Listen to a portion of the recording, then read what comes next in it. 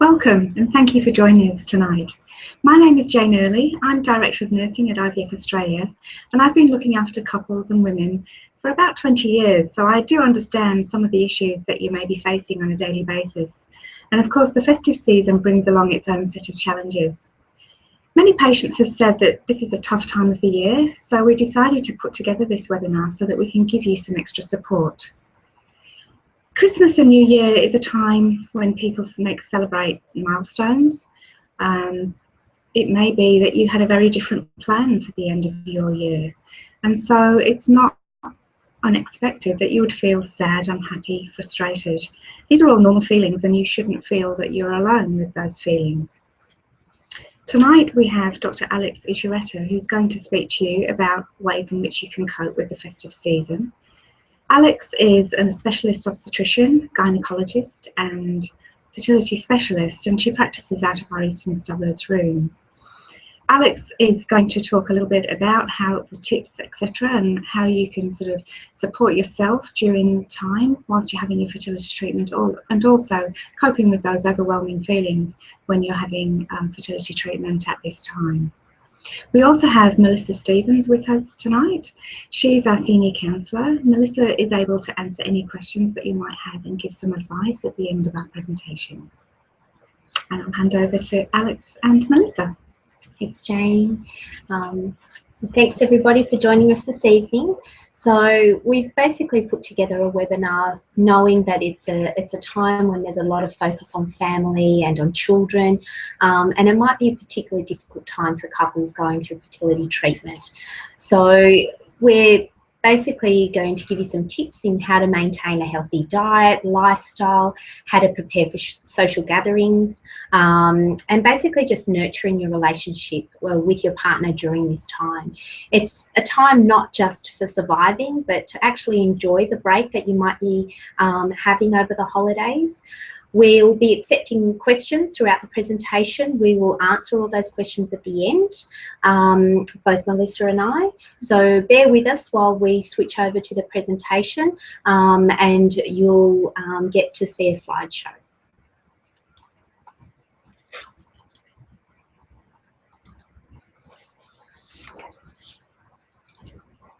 Okay, so let's begin with some health and lifestyle tips.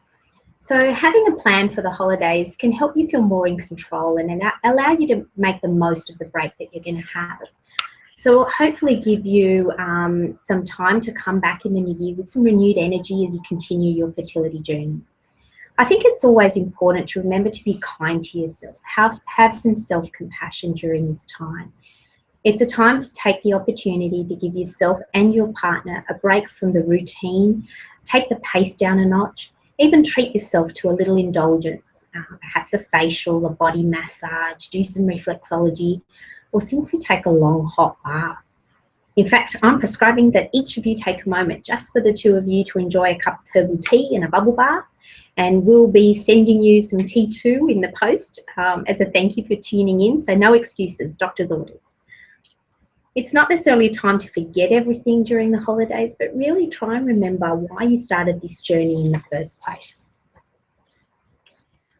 At this time of year, with Christmas parties, end of year celebrations and New Year's, everyone's alcohol consumption is likely to increase, and it's a question we get asked often. There's absolutely nothing wrong with taking a few drinks over this time, but obviously remember the frequency and quantity. I keep to the simple rule that everything in moderation is okay. And in fact, I'm sure that many of us have found that an odd glass of wine can be quite helpful in the bedroom. So try and just avoid the binge drinking. For the men, don't forget the sperm has a life of about 72 hours. So whatever you do now will have an impact on your sperm quality in 3 months' time. So just remember that. The basic rule is once you're pregnant, there shouldn't be any alcohol, but up until that time, moderate alcohol consumption is fine. Remember some of the basics that your doctor's probably already discussed with you about your diet and lifestyle. And remember to try and optimize this during the break that you have to optimize your fertility. You'd be surprised how many patients forget these important aspects when they're going through treatment. And you want to make sure that you're in the best health possible. So basic things like remembering to take your folic acid. This not only reduces neural tube defects in the fetus when you do conceive, but it has been shown to increase your fertility. So it's very important that you continue to take it. Think of things like vitamin D, your iron intake, your calcium intake. Remember, vitamin D is something that you source from the sun, so make sure you get outdoors. Be proactive about exercise. That might mean going for a half-hour walk with your partner. It's a good time of year to go swimming or playing tennis. And remember, there's not just physical but emotional benefits to exercise as well. So whatever it takes, just really get out and get moving. You can balance all those extra indulgences at this time of year with those little bits of extra exercise that you might enjoy without feeling guilty. So don't forget, it's not necessarily about the number of kilos that you lose, but just the fact that you're reducing your body weight and getting moving that will improve your fertility. Some of the questions we also receive are with regards to caffeine. And really the amount of caffeine that most people have isn't going to impact their fertility at all. When we talk about moderate caffeine intake, we really mean no more than 2 cups of coffee a day, which most people don't have. Obviously, smoking is something that nobody would recommend, even on a moderate or even mild dose. So try to avoid smoking at all costs. It affects both your eggs and your sperm. So both men and women should avoid smoking. So the festive season is really chock full of lunches, dinners, parties, both with family and friends. And you might just want to hide under a doona and wait for it all to be over. Wanting to withdraw from people and situations is actually a common reaction. So try and plan ahead so you can be prepared and manage those social gatherings so you feel more comfortable. Obviously, these are not unique to this time of year, and you can apply a lot of what we say to a lot of events throughout the year. You can be selective about which invitations you accept. Decide in advance which ones you want to go to, and that will make you feel a bit more comfortable in attending. Don't feel guilty about saying no. It's okay to put yourself first if you're not feeling comfortable in certain events, to attend certain events. If you think an event has the potential to become uncomfortable or stressful because there might be babies or children there, then plan to spend a short amount of time there. It's okay to just pop in and say hello and leave saying that you have prior commitments. You may get asked by some well-meaning family and friends some intrusive questions which you may not want to answer, such as when are you going to start a family? I guess one of the things is to really just be prepared to respond to these questions. Have maybe some pre-prepared phrases, things like, I appreciate your interest in caring, I don't really have any news to share at this time, and then quickly change the subject. Make it jovial, say things like, we're still having fun practicing, or have some sort of exit signal with your partner to lead the conversation.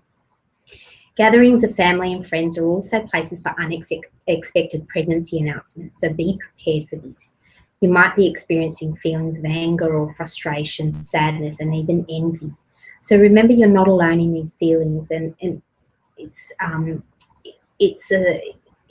a reflection of the disappointment that you may have from your own feelings. So just be receptive to other people's joy. Have a get me out of signal, as we discussed, with your partner in case you encounter a situation in which you're feeling overwhelmed. And just make sure to look out for each other at any social events. Ask how you're going before you even arrive at the event, during the event, and have pre-planned exit strategies. Where possible, openly communicate with your friends and family. Tell them if you're having a bad day.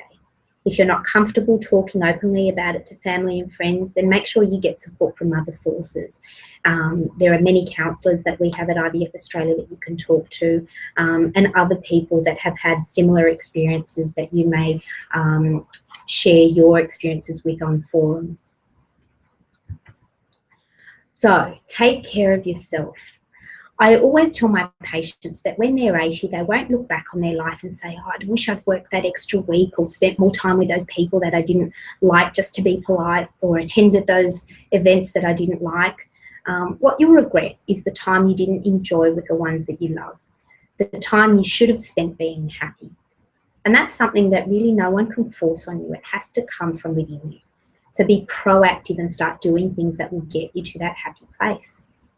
Cut yourself some slack, and if you don't feel festive, don't feel like you have to be. Remember that you are your best friend, and just like you will try and cheer up your best friend by doing things nice that they enjoy, be kind to yourself and do things that you enjoy. You might want to start your own traditions with your partner. You may want to plan some adult-only activities, take a holiday, and just importantly, just take the time to relax and revive. Feelings of stress and anxiety are natural responses when we're frightened or threatened in any way.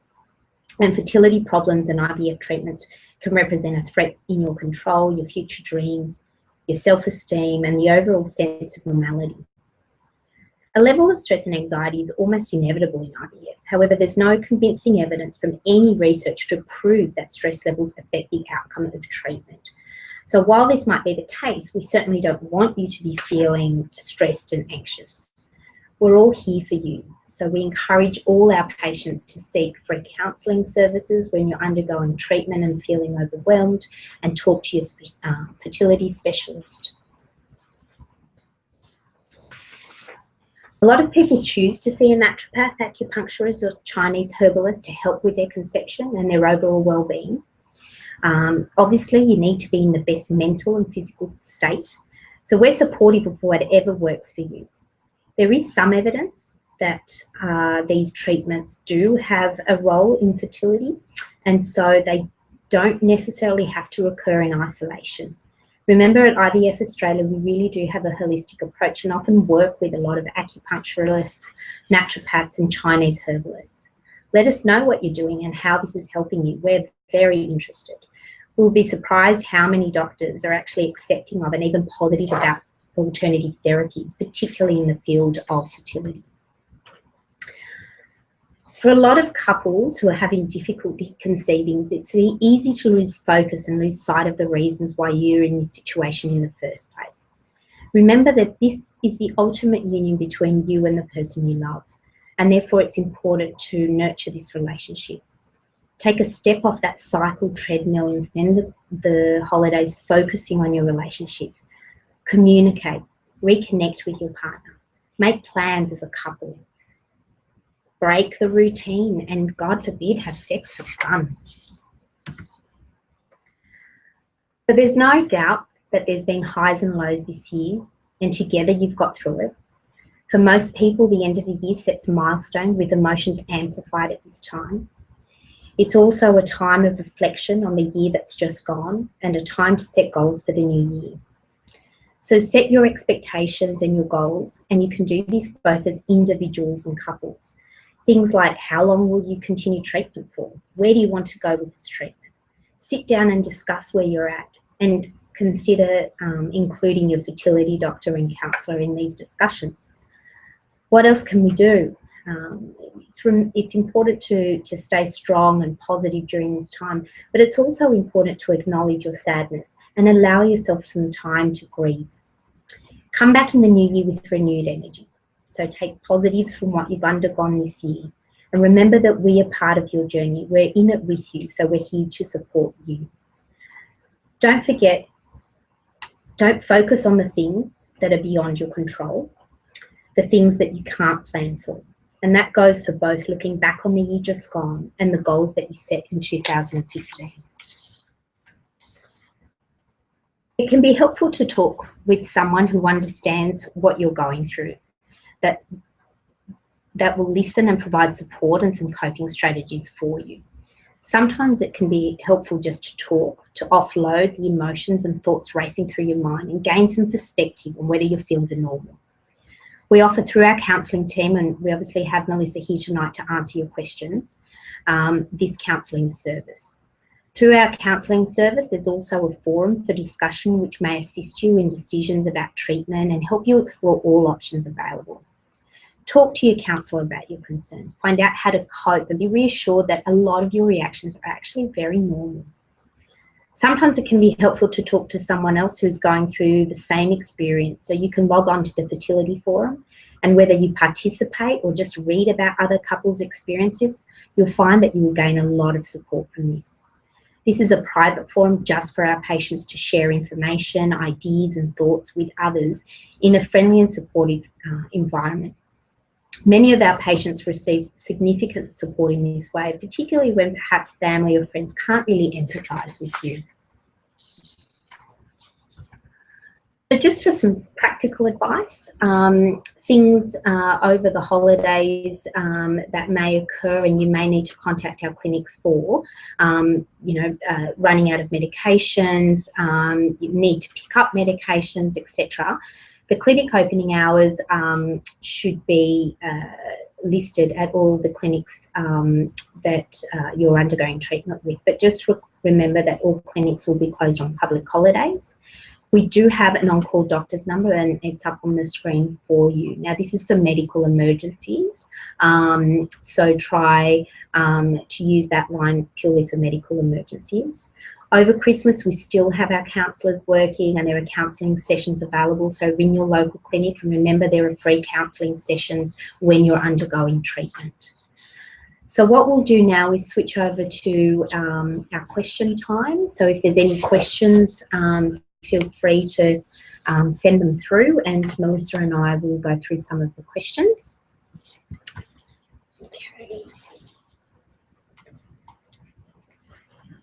Okay, so we'll start with some of the questions. First one is, in a natural cycle, can I drink alcohol before a frozen embryo transfer? And should I avoid sushi? Have sushi. Have alcohol until you have a positive pregnancy test, or even after your embryo, before your embryo transfer is absolutely fine. So it's only when you actually conceive and have a positive pregnancy test do we say that you shouldn't be having these things. So feel free to enjoy your sushi, because when you do get pregnant, we'll bar you from having sushi until later. So that's absolutely fine. I might defer the next question to Melissa. Okay, the next question is, how do we cope with seeing children at family gatherings? And I think this is the thing that everyone finds toughest, because, you know, Christmas is all about the children. And I think Alex mentioned earlier, maybe limiting the time that you're turning up to events if that's possible, choosing which invitations that you want to accept. So some might have a more adult focus than others. Don't feel pressured that you have to sit and spend time playing with all the kids and that sort of stuff. If you just want to watch from a distance, then that's okay. I think they're the main things. And also, you know, when you feel like you've had enough, it's okay to say goodbye and go. Don't feel that you have to sit there all afternoon just because everybody else is. Just be kind to yourself with this one. Okay. The next question is, how long should we keep trying?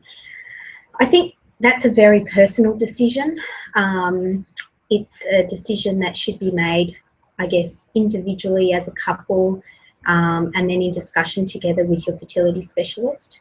There are lots of factors that play a part in answering that question, and I think there is no easy answer. Some people continue on and psychologically feel that they need to. Other people don't want to continue and find that it's more of a burden and find it too difficult to continue. I think knowing what your options are is really important. I think knowing that you can take a break is also very important, and you don't have to keep going one after another after another. One of the concerns that we have with older patients that, you know, we're telling their fertility is declining rapidly is that they're going to be wasting time. I think sometimes taking, you know, a few months break is not going to make a significant difference, and psychologically will make a huge difference, and therefore I sometimes encourage that. So I think that's something that's quite individual, and it just depends on your personal circumstance and situation. Can I just add something, Alex? Quite a few couples have told me that they just kind of know when the time's right for them to stop. And also those people that are ready to stop feel like they're not going to have regrets in the future. They've really given it their best shot, and they feel like, you know, they've done as much as they can, so they're able to move forward. I think regret is the biggest thing. Yeah. And if you feel that you're not going to regret what you've done, I think it's perfectly fine. So how can we register for the fertility forum? So if you go online to the IVF website, just follow the links there. It's quite obvious how to get on, but if you just go on to the website, you can be prompted to join the forum. Okay. So the next question was, can you please tell us the phrases again if relatives are going to ask when we're having a child? So you can have some kind of set phrases. You know, I haven't got any news to share at the moment. You know, we're still having fun practicing. We'll let you know as soon as there's something to tell you. Or you can make something up. Look, you know, work's been really busy. We're planning an overseas trip. You know, as long as it's whatever you feel comfortable with, really, whatever's going to kind of roll off the tongue easily for you. And if you say the same thing to everybody, then that's okay. A lot of people say, oh, I'm studying or something like that. And I think that's about all the questions that we've got at the moment. We're going to continue taking questions overnight. So if there's anything that you think about, or if you sit down with your partner at the couch and have a glass of wine and come up with anything overnight, just feel free to email them through and we'll try and answer them over the next few days. We wish you all well. Enjoy your break. It's a forced break for a lot of you because we're not taking a lot of people through cycles this month. So just enjoy the time, and we'll see you in the new year.